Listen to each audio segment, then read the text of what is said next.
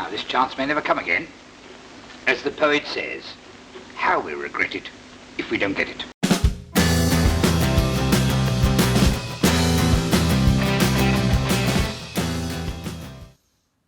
Hello everybody, thanks for tuning in again, and thanks to my subscribers. And if you are new to the channel and you like what you're seeing, then please subscribe, like the videos, blah blah blah blah blah blah. But today I'm going to do something a bit different. I'm going way out my comfort zone because I want to do it on the channel. I want to do this, but I don't particularly think I'm a great reader. But I'm going to read some poetry because I think poetry is an incredible thing. It's kind of like writing without any rules, and obviously it's an art form that has been developed over centuries and centuries, and there are incredible classic poetry. There's also incredible modern poetry, and some of it is intensely serious, some of it's very personal, some of it's very dark, and some of it's quite frivolous and silly. I think all the ones I'm choosing for this video are serious. I've kind of whittled it down. I've had a longer list that had some other things in it that weren't quite so serious, but I think everything, even the John Hegley one, I don't know if you know John Hegley, but I've got a John Hegley one, but that's more serious than most of his stuff. So yeah, I've got 10 poems by 10 poets, and just a way of celebrating poetry and putting some poetry on my channel, because I think it's such a fantastic and unique art form in some way. So 10 poems, and the last two that I read out are two kind of formative poems that really affected me when I was in school. So you probably do know the poems, but I'm going to read those last, although the last one I'm going to read, I'm only going to read some of it because it's a very long poem. So here we go. So the first one is Roger Mcgough. I really like Roger Mcgough, and he can do quite serious poems as well as quite frivolous, funny poems. This is from 1967. It's from a collection which is called The Mersey Sound, and it's a celebration of Adrian Henry, Roger Mcgough, and Brian Patton. I will be talking about Brian Patton in a minute as well. But this is a Roger Mcgough poem from this collection. My Cat and I. Girls are simply the prettiest things, my cat and I believe, and we're always saddened when it's time for them to leave. We watch them titivating, that often takes a while, and though they keep us waiting, my cat and I just smile. We like to see them to the door, say how sad it couldn't last. Then my cat and I go back inside and talk about the past. I think that's a really lovely, sweet reflection on loneliness. So, Roger Mcgough. The next one I'm reading is by William Blake. So William Blake is obviously a legendary figure in literature, and this is from the Norton Anthology of Poetry. There's a later edition now. This is used a lot in schools in Britain when they study poetry. This was used when I did my course a long time ago, and I'm pretty sure my daughter used the same book as well when she did hers. I think this is her copy. So this is by William Blake, and it's from 1794, so a little bit older than Roger Mcgough, and it's called A Poison Tree. I was angry with my friend. I told my wrath did end. I was angry with my foe. I told it not, my wrath did grow. And I watered it in fears, night and morning with my tears, and I sunnied it with smiles, and with soft, deceitful wiles. And it grew both day and night, till it bore an apple bright. And my foe beheld it shine, and he knew that it was mine. And into the garden stole, when the night had veiled the pole.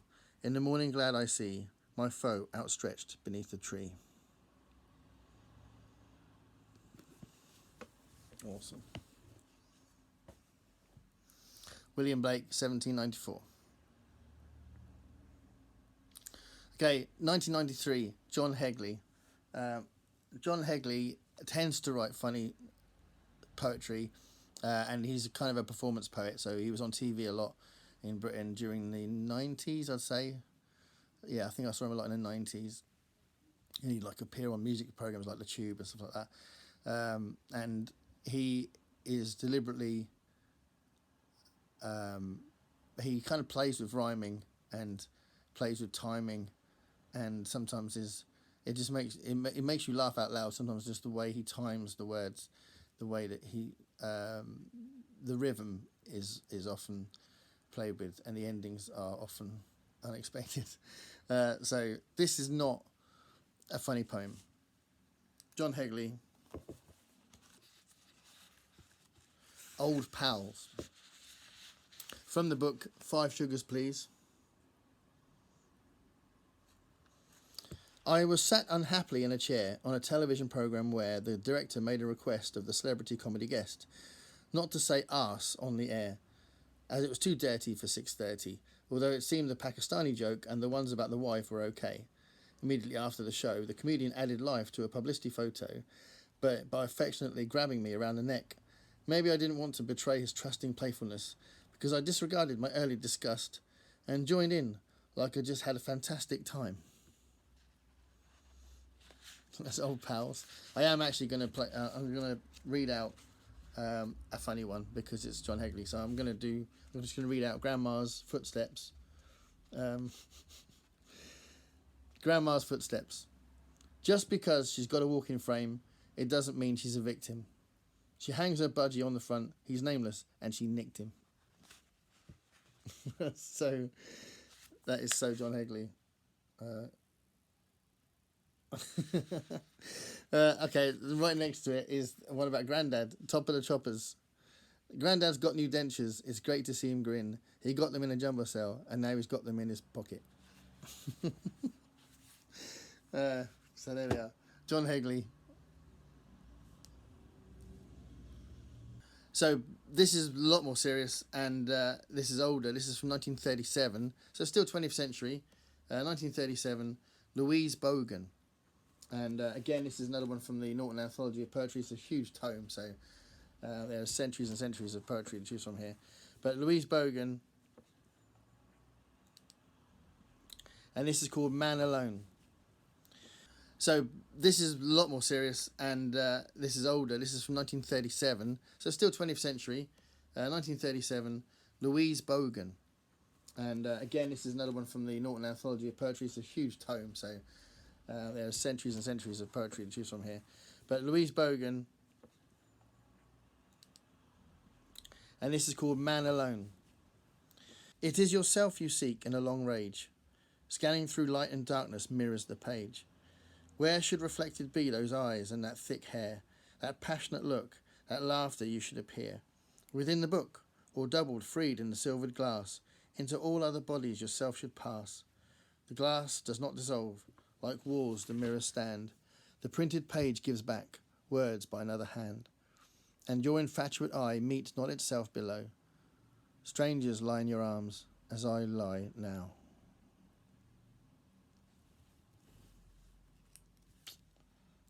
Brilliant. This next one is from Carol Ann Duffy, and I really like this one, and I like her poetry. I think it's really good. This is from a collection though called The New Poetry, and it's got really good stuff in it. But this is there's a section on Carol Ann Duffy, and this is called Adultery, and I think this is from 2001, but I'm not absolutely sure. I was trying to figure it out, and it's very hard to figure out what an individual poem is dated back to when it was first published, because it could be in one of her early collections, and because this is an anthology collection, it's harder to tell. So anyway, I think it's 2001. Adultery. Wear dark glasses in the rain. Regard what was unhurt, as though through a bruise, guilt, a sick green tint. New gloves, money tucked in the palms. The handshake crackles. Hands can do many things. Phone, open the wine, wash themselves. Now you are naked under your clothes all day, slim with deceit. Only the once brings you alone to your knees, miming more, older and sadder, creative. Suck a lie with a hole in it on the way home from a lethal, thrilling night, up against the wall, faster. Language unpeels to a lost cry. You're a bastard. Do it. Do it, do it. Sweet darkness in the afternoon, a voice in your ear telling you how you are wanted. Which way now? a telltale clock, wiping the hours from its face. Your face on a white sheet, gasping, radiant, yes. Pay for it in cash. Fiction, cab fares back to the life which crumbles like a wedding cake. Paranoia for lunch, too much to drink, as a hand on your thigh tilts the restaurant. You know all about love, don't you? Turn on your beautiful eyes for a stranger who's dynamite in bed. Again and again, a slow replay in the kitchen where the slicing of innocent onions scalds you to tears. Then selfish autobiographical sleep in a marital bed, the tarnished spoon of your body stirring betrayal, your heart overripe at the core. You're an expert, darling. Your flowers dumb and explicit on nobody's birthday. So write the script. Illness and debt, a ring thrown away in a garden no moon can heal. Your own words commuting to bile in your mouth, terror, and all for the same thing twice. You did it. What, didn't you? Fuck, no, that was the wrong verb. This is only an abstract noun.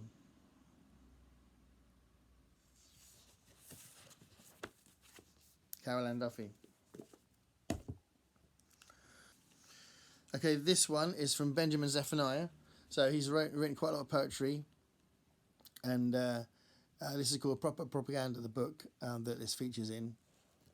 And he's a really, really good social commentator. I did a book review of one of his novels recently. This is called Ageism, and it's from 1996. I am an old scribe from a long time, with a restless mind and Rastafari eyes. I am the world you forget or choose to erase, the one you fear in your sleep. I am the memory that you don't discuss. Check my kind, I am your future. I am your place of birth, I am your good news. Whose millennium are you? I am not a star, just a universe. I am not just me, still I am. I am a way of life with countless days. I bring seasons as I speak. I am the I you debated, and I created the hours before your time. I am an old scribe from the first tribe. Whose millennium are you? Benjamin Zephaniah. Okay, I'm now going to go to one of my favourite songwriters, who's also a poet. She's published a book of poetry and prose before she wrote her autobiography. It's a book called Verses, and she is Ani DeFranco. So I don't know if you know her songs, but she's a fantastic songwriter. And this is from 2007.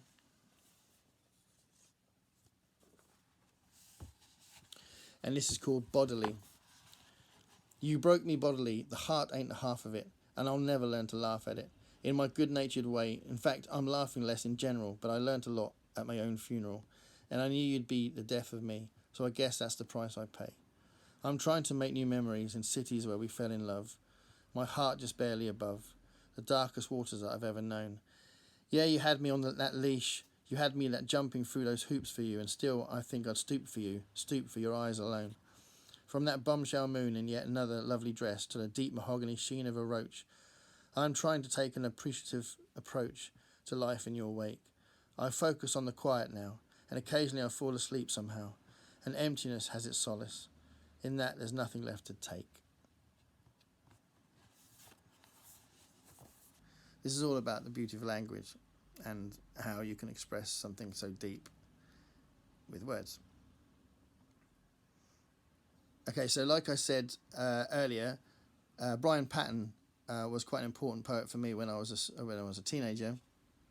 I was a student doing A-levels and all that sort of stuff. And this book goes back to that time, so I've had this book for a long, long time. I've had this since 1990, so that's a good 30-odd years. And I think his poetry is brilliant. So this is from the book Grinning Jack. So like I said, it's from 1990. This is the book, Grinning Jack.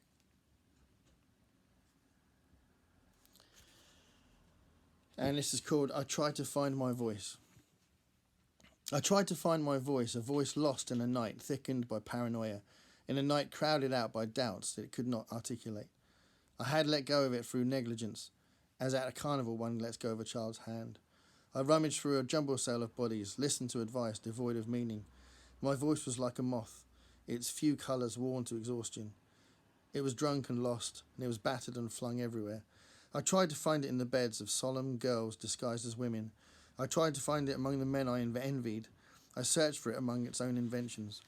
I had arranged my life around that voice, absurdly relied on it to explain who and what I was, as if either mattered. In strange towns I used it to advantage. Whatever it could fish out from the night, I accepted. No matter, it was the one voice I let delude me. Maybe it was getting the better of me. Maybe it was envious and screamed at times. Certainly it said things of which I'd grown ashamed, but I forgave it its blindness and tantrums, hoping it would change. And now it is beyond change. My mouth cannot find it. I have lost it, and no longer wish it back. In winter I will make a voice out of snow. In spring I will make a voice out of flowers. In summer and autumn I will make a voice with what is at hand. The complaints it carried like credentials are misplaced, and its mouthful of reasons are blown away, and its mouthful of tragedies have become light as dandelion seeds. Grinning Jack, Brian Patton. So Brian Patton was a very important poet for me when I was like 17, 18. And before that, when I was in school, so when I was more like 14 and 15, these two poems had a huge effect on me. So the first one is the very, very famous poem by Stevie Smith called Not Waving But Drowning. I'm going to read that out now because I think it's just still so powerful and so, well, it's just one of those unforgettable poems, I think. So this is from 1957. Not waving, but drowning. Nobody heard him, the dead man, but still he lay moaning. I was much further out than you thought, and not waving, but drowning. Poor chap, he always loved larking, and now he's dead. It must have been too cold for him that his heart gave way, they said. Oh no. No, it was too cold always. Still the dead one lay moaning. I was much too far out all my life, and not waving, but drowning. I think that has so much validity and relevance nowadays with the issue of mental health being such a prevalent issue for everybody at the moment. And just to finish off, something very different. This is from 1817, and I just love this poem so much. And it's very dramatic, it's very visual, and I don't know why they haven't made a film of it yet. Why haven't they made a film of it? It's Samuel Taylor Coleridge. It's the Rime of the Ancient Mariner. I'm going to read one part of it. It's in 7 parts, and I'm just going to read the bit where it starts going wrong for the Ancient Mariner and the crew of the ship, and his initial thought about killing the albatross ends up with this horrific thing happening on the ship, and I'll just read the part when that first starts. This is from the Portable Coleridge. So it's a nice collection of lots of different writing from Coleridge. But I'm going to read part 2. Rime of the Ancient Mariner.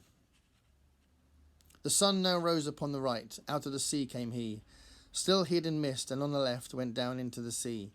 And the good south wind still blew behind, but no sweet bird did follow, nor any day, nor food or play came to the mariner's hollow. And I had done a hellish thing, and it would work 'em woe, for all averred I had killed the bird that made the breeze to blow.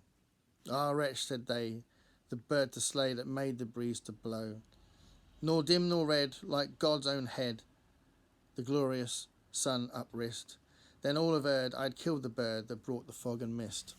'Twas right, said they, such birds to slay that bring the fog and mist. The fair breeze blew, the white foam flew, the furrow followed free. We were the first that ever burst into that silent sea. Down dropped the breeze, the sails dropped down, 'twas sad as sad could be, and we did speak only to break the silence of the sea.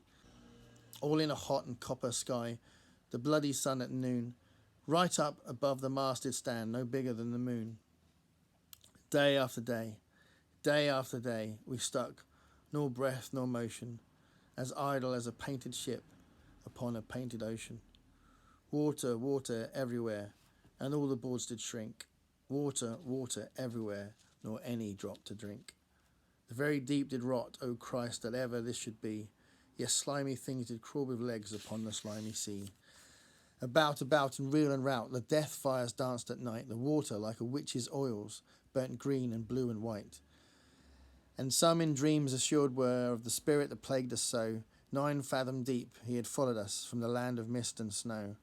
And every tongue, through utter drought, was withered at the root.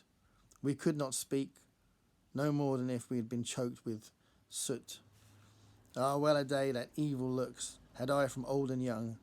Instead of the cross, the albatross about my neck was hung.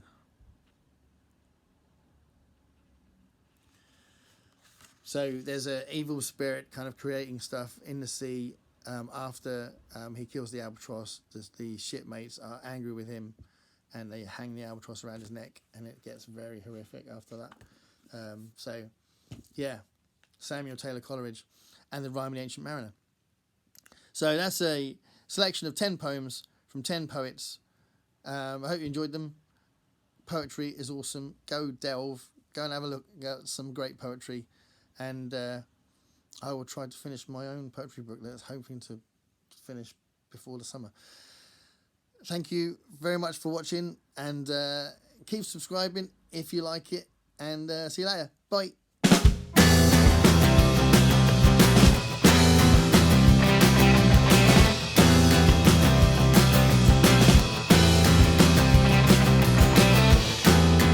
Paint me a picture